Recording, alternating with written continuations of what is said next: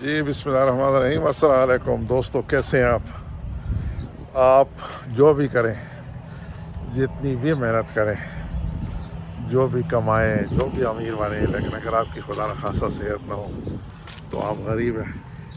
میری تو جناب خواہش ہے کہ میں آپ سب کو امارت کی طرف بلاؤں، آپ کو اچھی صحت ملے۔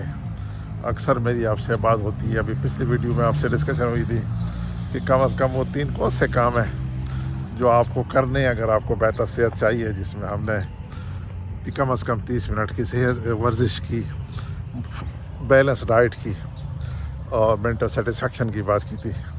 میں چاہوں گا کہ آج ہم تھوڑا سا بیلنس ڈائٹ پہ بات کریں کہ یہ بیلنس ڈائٹ ہے کیا۔ کہنے میں تو بڑا آسان، تو اس میں بڑا سمپل سا ہے۔ ایک تو پیٹ بھر کے کھانا ہے، تو یہ اصل ہدف نہیں ہے۔ اصل ہدف یہ ہے کہ جو آپ کو چاہیے ضرورت کے مطابق کھانا ہے۔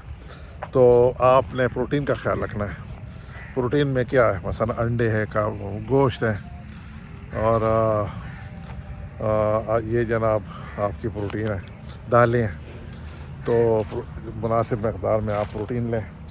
پھر آپ جناب کاربوہائیڈریٹس لیں، جس میں آپ کی روٹی ہے اور چاول ہے، مناسب مقدار میں۔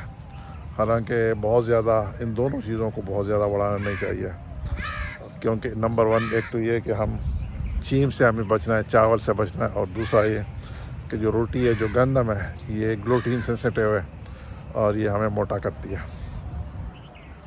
تیسری جو ہے نا، اپنے منرلز آپ کو مل سکتے ہیں فروٹ سے اور ویجیٹیبل یعنی سبزیوں سے۔ تو ہمیں تھوڑا بہت جو ہے نا سبزیاں اور فروٹس کی طرف بھی توجہ دینی چاہیے۔ اور سب سے اہم چیز کہ مناسب مقدار میں پانی پینا چاہیے۔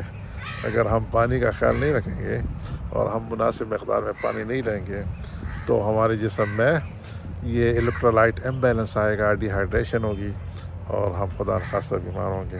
تو دیکھیں نا، باتوں میں آج ہم نے بیلنس ڈائٹ کو ڈسکس کیا کم سے کم وقت میں۔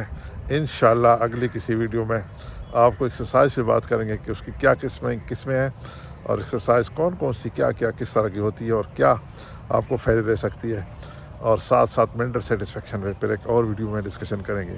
یاد رکھیے، دعا میں تھوڑا سا سوچیے، سوچنے پہ کوئی پابندی نہیں ہے، اس پہ کوئی خرچہ نہیں آتا، بس آپ کی جسم میں، آپ کے ارد گرد کے ماحول میں اور آپ کے آس پڑوس میں انشاءاللہ اس کا مثبت تبدیلی آئے گی۔